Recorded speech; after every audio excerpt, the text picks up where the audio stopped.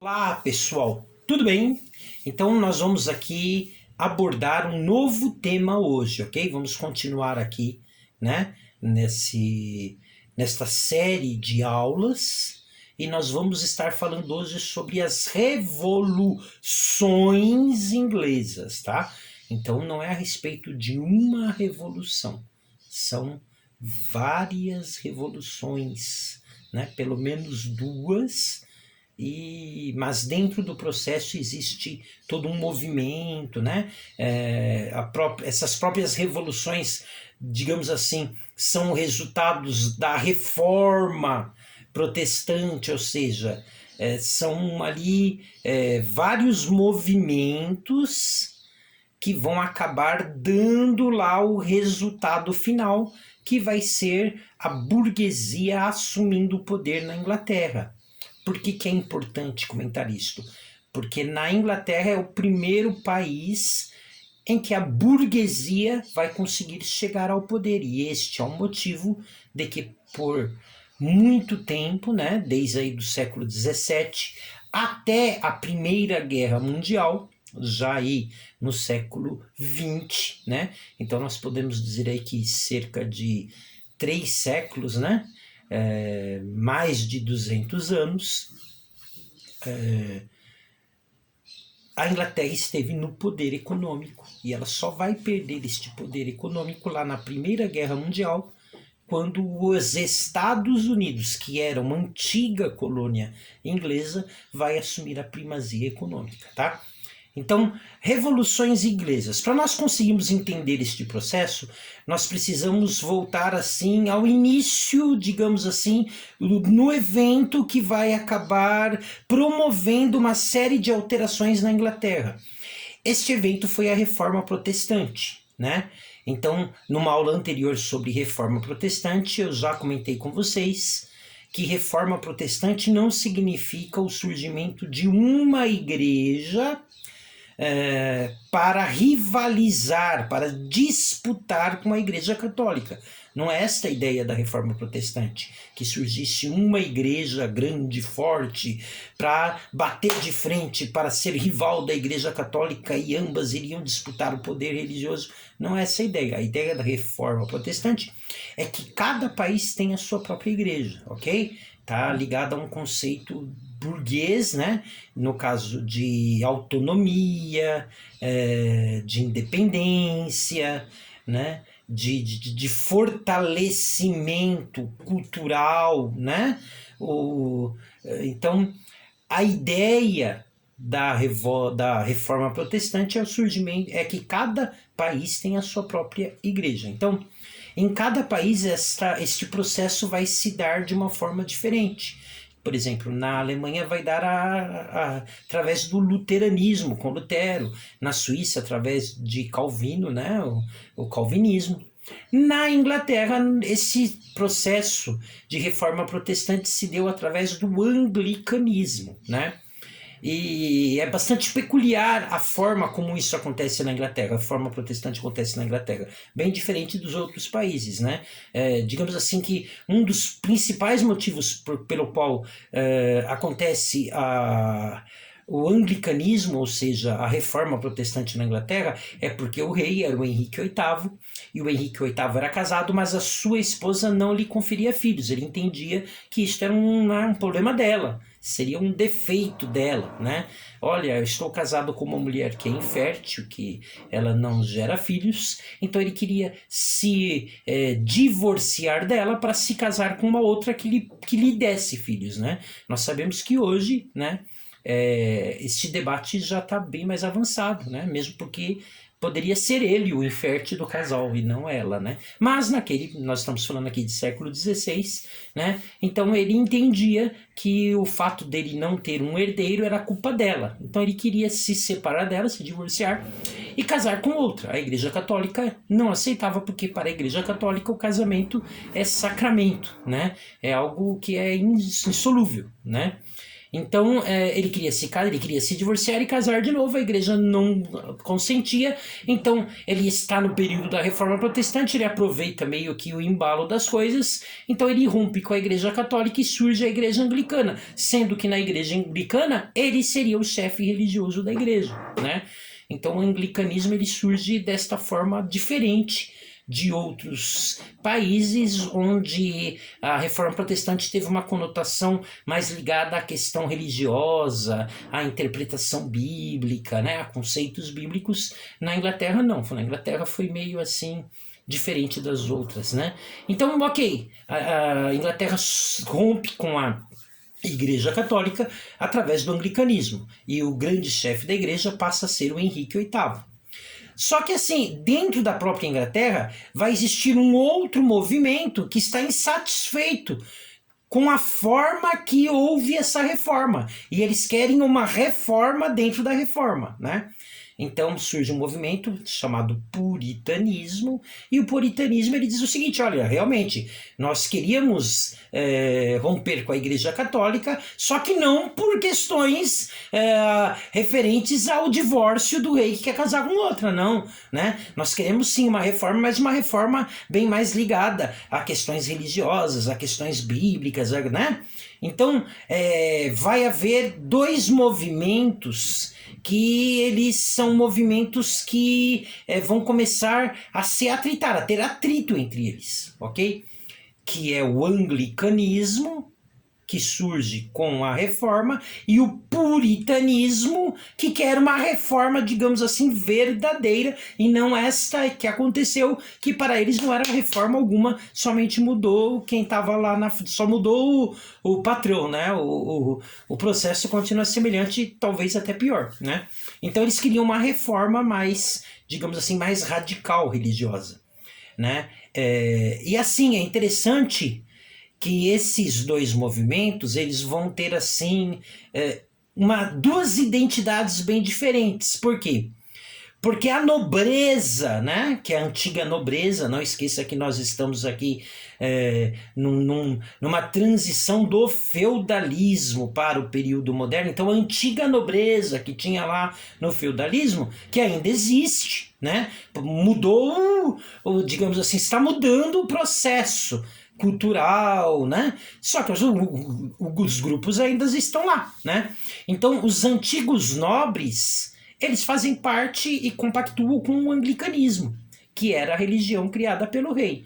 E a burguesia, de uma certa forma, ela compactua com o puritanismo, né? Então, quando a gente fala que assim, desse choque anglicanismo, puritanismo, nós não estamos também deixando de falar do choque nobreza-burguesia, tá? Então é importante isso, porque daqui a pouco vocês vão perceber que vão acontecer algumas perseguições aos puritanos, e talvez alguém pense assim, é somente por uma questão religiosa, e não é. É porque os puritanos, eles, digamos assim, era a religião da maioria da burguesia. Então, ao perseguir um, você também está perseguindo o outro, ok? Então, ok, o Henrique VIII, ele está lá. Ele faz, então, essa reforma protestante, surge o anglicanismo, e através do anglicanismo já acontecem umas mudanças importantes sociais, né? Principalmente a questão das terras. Por quê? As terras feudais, aquelas terras que antigamente eram feudos, né? Elas vão deixar de ser feudo, porque agora a transição comercial é diferente, né?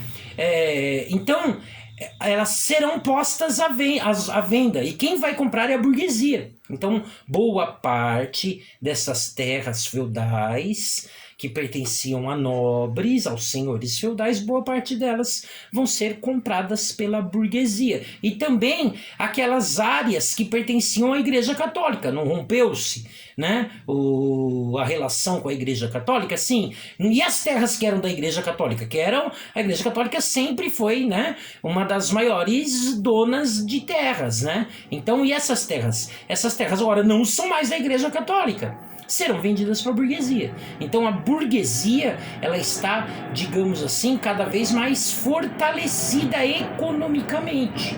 E ela quer também essa representatividade de forma política.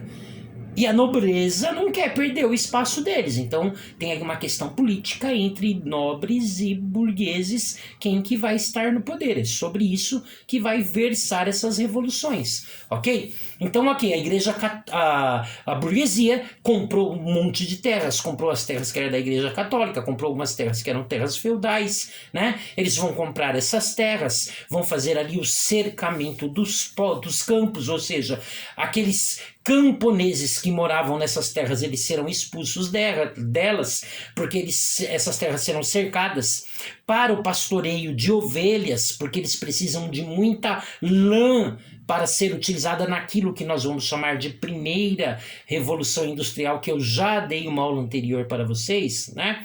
Então, os camponeses estão sendo expulsos das terras que eles viviam, nos campos, sendo obrigados a ir para a cidade, onde vai acontecer ali o excedente de mão de obra, que vai acabar sendo uma das consequências da primeira revolução industrial.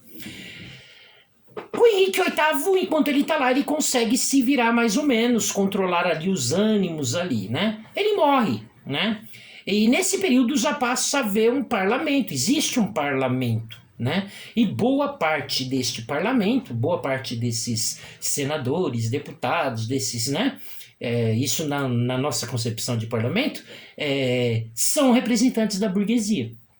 Né? Então, quer dizer, se existe uma briga pelo poder, a nobreza contra a burguesia, o parlamento tem uma grande representatividade burguesa. Então, o rei vai estar sempre batendo de frente com o parlamento, porque o parlamento defende interesses da burguesia. Aí morre o Henrique VIII, ele tem uma filha, né, que é a Elizabeth I, que será chamada de Maria a Virgem, né? E um dos motivos, ou o motivo deste apelido que ela herdou, a Virgem, é porque ela não teve filhos, tá? Então, morre a dinastia Tudor, né? Ou seja, quando se fala de dinastia, a gente está falando do poder da família, né? Então, a família Tudor deixa de ter um representante no poder e começa uma nova dinastia que nós vamos chamar da dinastia Stuart, ok? Que se inicia com o rei Jaime, né? Ou o rei James, né? Então, que assumiu o poder. E aí ele já vai começar a bater de frente mais forte com a burguesia, com o parlamento, né? De que forma que ele vai fazer isso? Aumentando impostos e perseguindo os puritanos. Lembra que eu falei, né? Anglicanos, maior parte nobreza. Puritanos, maior parte burguesia. Então ele vai perseguir os puritanos, ou seja, perseguir a burguesia, né? E aí, enquanto ele está vivo, ele consegue também levar isso. Ele morre, assumiu seu filho, Carlos I, ou Charles I, né? Só que aí o filho dele já pega mais pesado ainda, começa a aumentar mais impostos, perseguir mais os puritanos, e chega uma hora que a questão fica ali incontrolável e vai acontecer uma guerra civil, uma revolução, que será denominada pela história de Revolução Puritana, ok? Então, uma revolução puritana. Os puritanos, ou seja, a burguesia, né, que tinha muita representação no parlamento, vai gerar toda uma situação ali, vão entrar em guerra civil. Essa guerra civil vai durar quase 10 anos, é um tempo grande de guerra civil, tá? Os exércitos puritanos, né, vão ser chamados, vão ganhar o apelido de Exército dos Cabeças Redondas, né? Porque eles se negavam a utilizar aquelas perucas que a nobreza gosta de usar. Então, muitas vezes, né, quando nós assistimos aqueles filmes antigos, a nobreza inglesa gosta de usar aquelas perucas. Então, a burguesia, os burgueses eram totalmente contrários. Falaram, isso é besteira, tal, né? Então, vai haver uma guerra, e quem vai ganhar essa guerra são os puritanos. Daí o nome Revolução Puritana, né?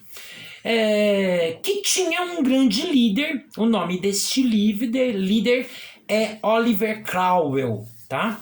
Então, é o grande líder que vai assumir o poder Oliver Cromwell, que é um puritano. Ele vai assumir o poder, aí, poxa, a burguesia tá toda contente, né? Poxa, assumimos poder agora, né? Agora chegou a nossa vez, se livramos da nobreza, tal, né? Porém, passado um tempo, depois que Oliver Cromwell, que era um puritano, assume o poder, aparentemente o poder lhe sobe a cabeça. E o que ele faz? Ele volta-se contra o parlamento. Então, quer dizer, esta revolução aconteceu para que o parlamento tivesse um poder maior, para que a burguesia tivesse um poder maior. Quando ele está no poder, talvez ele se sentiu um nobre, né? E ele volta-se contra o parlamento, para fechar o parlamento. Não só isso ele faz, como ele executa os principais revoltosos que lhe ajudou a chegar ao poder. Então, aquilo que a gente chama, né, trairagem, né? Então, quer dizer, ele chega ao poder através de um processo revolucionário e quando ele está no poder, ele executa os líderes revoltosos que o colocaram lá, né? Então, foi realmente uma ação que a burguesia, né, parte da burguesia, não achou aquilo um escândalo, né? Poxa, nós colocamos ele lá e ele se coloca contra nós. Enquanto ele está no poder, ele consegue ali controlar os ânimos. Aí ele morre, assume no lugar dele o filho dele, chamado Richard Cromwell, que já não tem o mesmo poder, a mesma governabilidade dele. E o que a burguesia vai fazer? A burguesia vai fazer algo extremamente perigoso, né? A burguesia vai atrás do filho do rei que havia sido deposto na Revolução Puritana, que inclusive tinha sido decapitado, né? Então, na Revolução Puritana, quando acontece a Revolução Puritana, que o Oliver Cromwell assume o poder, o antigo rei, que era o Carlos I, foi decapitado. E agora, o parlamento, né, a burguesia vai atrás do filho, né, que no caso seria o Carlos II, né, e vai lá e vai dizer, olha, é o seguinte, aconteceu aquele processo lá, nós depomos sua família, inclusive seu pai foi decapitado, né, mas nós gostaríamos de saber se você aceitaria voltar ao poder, nós vamos apoiar, você volta ao poder, a gente vira a página, vamos esquecer esse negócio aí de decapitação do teu pai, né, vamos começar uma nova história aqui. Cabeças à parte, vamos começar uma nova história.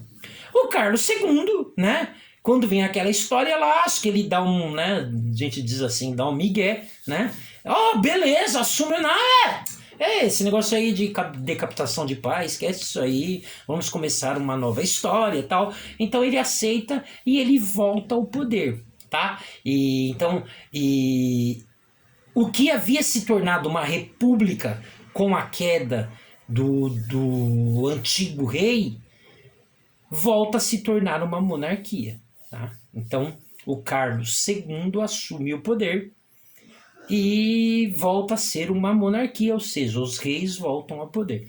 Só que o Carlos II, que num primeiro momento, quando a burguesia chegou lá, lhe propondo uma restauração da monarquia e tal, ele falou, não, beleza, tranquilo. Assim que ele assume o poder, ele muda o discurso, né? E ele deixa bem claro que ele não esqueceu a história da decapitação do pai dele e tal, e dissolve o parlamento.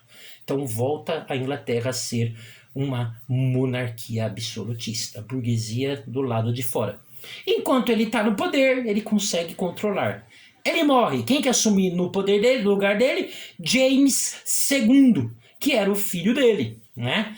E aí, quando sempre assim, né? A pessoa vai lá e faz quando ela está no poder, permanece mais ou menos ali controlado, quando ela morre, sume o filho, o pessoal vai lá e arranca o filho. Então isso já vai estar acontecendo aí praticamente na terceira vez, não é? Né? Aconteceu com o Jaime, que o Jaime morre, aí chega o Carlos I, eles depõem o Carlos I. Aconteceu depois com o Oliver Cromwell, assume o poder, e aí quando ele morre, eles vão lá e arrancam o poder do filho, que era o Richard Cromwell, e vai acontecer agora de novo. O Carlos II assume o poder, quando ele morre, o pessoal vai lá e vai depor o James II, que era o filho do Carlos II, que estava no poder, né? O James II, Jaime II. E o Jaime II tinha algo interessante, ele só tinha filhas. Ele não teve filhos. Parece que ele teve até um filho, só que já lá no final do processo, então o filho dele era ainda muito novo para assumir qualquer tipo de poder na época. Então, ele tinha duas filhas, e uma das filhas dele era casada com um príncipe da Holanda, que era o Guilherme de Orange. Então, quando o Carlos II assume o poder, com todo aquele discurso de absolutismo monárquico, tal, a burguesia vai lá e conversa com o Guilherme de Orange, que era um príncipe da Holanda, né? E oferece a ele o poder na Inglaterra. Fala assim, ó, nós apoiamos vocês, você, né, e sua mulher, para depor o Carlos II, você assume o poder e passa a ser o rei da Inglaterra. Porém, com uma condição, que a partir de agora a Inglaterra vai passar a ser uma monarquia parlamentarista e não absolutista. Ou seja, quem manda será o parlamento. O rei vai ter uma posição, mas uma posição mais figurativa. Ele governa, mas não manda, né? Então fazem essa proposta para o Guilherme de Orange e para a filha dele, né? No caso, ele é o genro do Carlos II. Então a proposta é a seguinte, ó, você vai lá, né? Nós vamos depor o seu sogro e você vai assumir o poder no lugar dele, certo? Só que é o seguinte, com uma monarquia parlamentarista, você vai ter o poder, você vai ter teu cargo, você vai ter teu salário, você vai ter a pompa, pá, toda aquela história lá, só que quem manda é o parlamento. Você aceita? Ele aceita. E aí vai se dar aquilo que entrou para a história com o nome da Revolução Gloriosa. Por que Revolução Gloriosa? Porque essa não teve morte. Então vai o Guilherme de Orange com a sua mulher, que era filha do Carlos II, depõe o Carlos II, a Inglaterra torna-se uma monarquia parlamentarista, a burguesia consegue o tão almejado poder, e após ela agora estar no poder, ela vai criar meios, ok, de enriquecer-se ainda mais, gerando inclusive a primeira Revolução Industrial. Tá? Então essas são as revoluções igrejas. Então vocês perceberam aí que aconteceu várias alterações, né? Derruba esse, coloca aquele, agora derruba aquele, né? Teve rei que foi decapitado, depois o filho do rei decapitado assume o poder de novo. Então tem toda uma sequência de eventos, mas que no final acaba com a burguesia assumindo o poder através da Revolução Gloriosa. Ok, galerinha? Então, um resuminho aqui básico de revoluções inglesas. Até mais. Falou, fui!